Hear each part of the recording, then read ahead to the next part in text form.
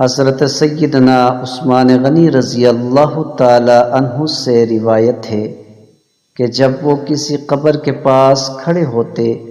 تو بہت روتے، یہاں تک کہ آنسوؤں سے ان کی داڑھی مبارک تر ہو جاتی۔ ان سے پوچھا گیا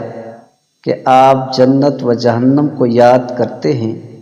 تو نہیں روتے اور قبر کی وجہ سے اس قدر روتے ہیں؟ آپ رضی اللہ تعالی عنہ نے جواب دیا کہ رسول اللہ صلی اللہ علیہ وسلم فرماتے تھے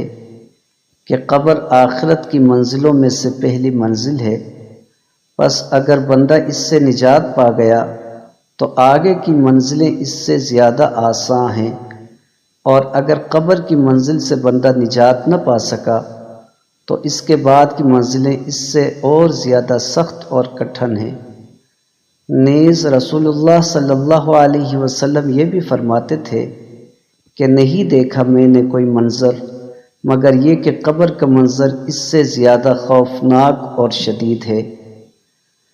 حضرت عثمان غنی رضی اللہ تعالی عنہ سے روایت ہے کہ رسول اللہ صلی اللہ علیہ وسلم کا طریقہ تھا کہ جب میت کے دفن سے فارغ ہو جاتے تو قبر کے پاس کھڑے ہوتے اور فرماتے کہ اپنے اس بھائی کے لیے اللہ تعالیٰ سے مغفرت کی دعا کرو،